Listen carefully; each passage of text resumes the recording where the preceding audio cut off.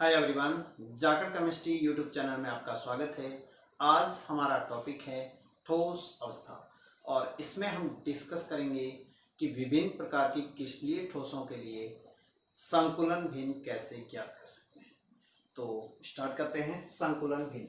तो सबसे पहले इसका फॉर्मूला, तो आप देखिए संकुलन भिन्न का फॉर्मूला है मात्रक कोष्ठिका में कणों द्वारा घेरा गया आयतन अपॉन मात्रक कोष्ठिका का कुल आयतन।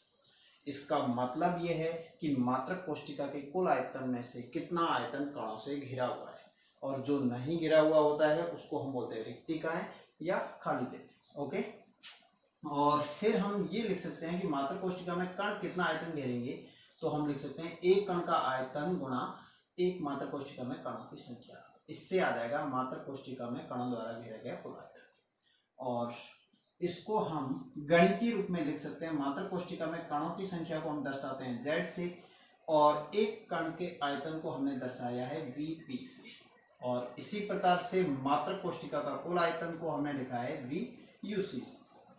अब सरल घनीय मात्रक कोष्ठिका के लिए कणों की संख्या मात्रक कोष्ठिका में होती है एक कण का आयतन जो कि गोलाकार होता है कण, उसका 4/3 πr³ रहेगा, और सरल घनीय मात्रक कोष्ठिका के लिए आयतन रहेगा उसकी भुजा का क्यूब जो कि a³, और सरल घनीय मात्रक कोष्ठिका में a का मान होता है 2r, तो हमने ये रख दिया, और इस तरह से मात्रक कोष्ठिका का आयतन आ गया 8r³। अब संकुलन भिन्न का मान सरल घनीय मात्रक कोष्ठिका में ज्ञात करते हैं। तो फॉर्मूला अप्लाई करते हैं। संकुलन भिन्न को हम शॉर्ट फॉर्म में pf से दर्शा सकते हैं, तो हम बार बार ये pf लिख रहे हैं। इसका मतलब है संकुलन भिन्न, इंग्लिश में इसको पैकिंग फ्रैक्शन बोलते हैं, इसलिए pf हमने दिया है।